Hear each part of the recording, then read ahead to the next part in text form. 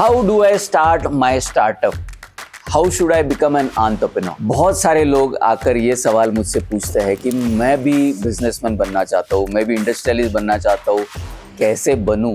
क्या आप मुझको कोई ऐसा आइडिया दे सकते हो कि जिसके ऊपर मैं अपना स्टार्टअप शुरू कर लूं? जब भी ऐसा कोई सवाल मुझसे कोई पूछता है तो मैं पहले तो हंसता हूं, क्योंकि अगर ऐसा कोई एंटरप्रेन्योर है जो कह रहा है कि मैं एंटरप्रेन्योर बनना चाह रहा हूं, लेकिन आप मुझको आइडिया दो, तो आप एंटरप्रेन्योर नहीं बन सकते। आपको अपनी खुद रिसर्च करना है कि मार्केट में प्रॉब्लम क्या है। जब तक आपके सामने कोई बड़ा प्रॉब्लम नहीं है और आप उस बड़े प्रॉब्लम को सॉल्व करने का अपने दिमाग में कोई सोल्यूशन नहीं तैयार कर रहे हो, आप एंटरप्रेन्योर नहीं बन सकते। इंडिया में बहुत सारी बड़ी बड़ी हमारी कंपनीज है जो आज के डेट में ट्रेडिंग कर रही है, बॉडी शॉपिंग कर रही है, मैन पावर का ट्रेडिंग कर रही है, ऑयल का ट्रेडिंग कर रही है, मनी का ट्रेडिंग कर रही है, इसका ट्रेडिंग कर रही है। मेजोरिटी हम जो कर रहे हैं वो ट्रेडिंग कर रहे हैं। क्यों? क्योंकि हम प्रॉब्लम्स नहीं ढूंढ पा रहे हैं। एक्चुअल में बहुत कम कंपनीज प्रॉब्लम के ऊपर काम कर रही है और फिर सोल्यूशन निकाल रही है। हम ये ट्रेडिंग और एग्रीगेशन का ही ज्यादा कर बिजनेस कर रहे हैं। और आप अगर चाइना में देखोगे आज की डेट में, चाइना वाले लोग अपना बड़ा बड़ा प्रॉब्लम सॉल्व कर रहे हैं। अमेरिका में देखोगे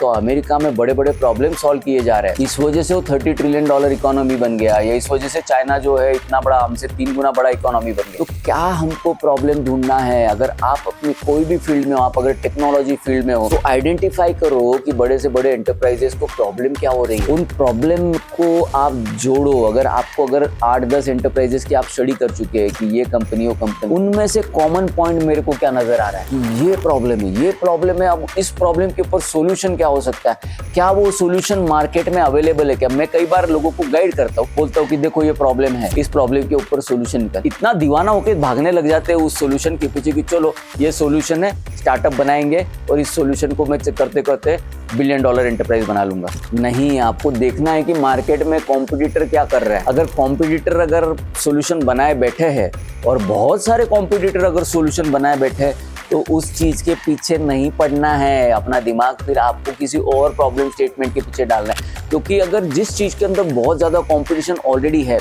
आप भी उसके अंदर घुसोगे तो आपको रेड ओशन के अंदर जंप करना पड़ेगा, आपको ब्लू ओशन नहीं मिलेगा। आपको ब्लू ओशन ढूंढना है वहां पर जहां पर भीड़ नहीं है। तो आपको ऐसा प्रॉब्लम आइडेंटिफाई करना है कि जिसके ऊपर कोई सोल्यूशन अभी तक किसी ने सोचा नहीं है। वो सोल्यूशन में उसके ऊपर अपना बिजनेस मॉडल तैयार करूँ, वो मार्केट में लेकर जाऊँ और फिर उसके ऊपर मैं चाहूँ वो प्राइसिंग में ले पाऊंगा। क्योंकि अपने स्टार्टअप को शुरू से प्रॉफिटेबल रखना भी बहुत जरूरी है।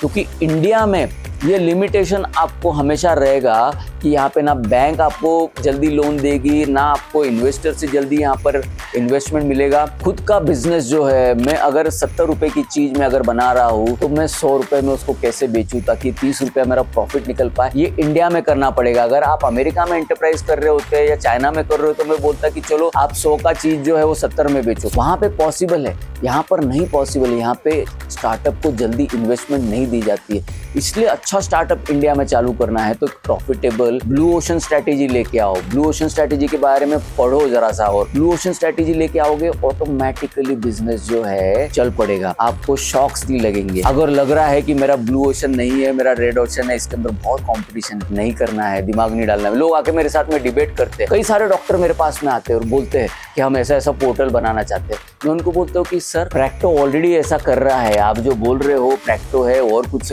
नहीं, उसमें ये प्रॉब्लम है, वो प्रॉब्लम मैं उससे बेहतर बनाना चाहूंगा। तो ये जबरदस्ती कई सारे डॉक्टर आते हैं और बोलते हैं कि हम प्रैक्टो जैसा बनाना चाहते हैं, क्योंकि वो चाहते हैं कि मेरा कंट्रोल आ जाए डेटा के ऊपर। उनका पर्पस ये नहीं है कि मेरे को प्रॉब्लम सॉल्व करनी है, कस्टमर्स के, पेशेंट की मेरे को प्रॉब्लम सॉल्व करनी है। ये कोई डॉक्टर का इंटरेस्ट नहीं दिख रहा है यहाँ पर। वो बोल रहा है कि मेरे को प्रैक्टो बनाना है। आपको ध्यान रखना है कि मेरा प्रॉब्लम सॉल्विंग के ऊपर ही फोकस होना चाहिए, ना कि मेरे को डेटा का ओनरशिप चाहिए, ना कंपनी बनाना है, ना वो स्टेटस चाहिए। बहुत सारे लोग तो सिर्फ एंटरप्रेन्योर इसलिए बनना चाहते हैं कि स्टेटस बनता है, उससे गाड़ी बन जाती है, बंगला बन जाता है, आते जाते 4 लोग सलाम ठोकते हैं, और फिर हर 5 साल में इलेक्शन ना लड़ना पड़े या फिर कहीं पे मेरी ट्रांसफर ना हो जाए, इसलिए भी एंटरप्रेन्योर बनना चाहते हैं। क्योंकि पॉलिटिशियन बनूंगा, ब्यूरोक्रेट बनूंगा तो फिर ट्रांसफर होगी, इलेक्शन हार जाऊंगा। इतना आसान नहीं है एंटरप्रेन्योर बनना। एंटरप्रेन्योरशिप की जर्नी के पहले 10 साल तो हर किसी के बड़े मुश्किल होते हैं। आपको भी ध्यान में रख के चलना है कि जब तक आप लोगों के प्रॉब्लम सॉल्व कर पाते हो तब तक ही एंटरप्रेन्योर जो है अपनी सीट पर बैठा रहता है। आपसे प्रॉब्लम सॉल्व होना बंद हो गए,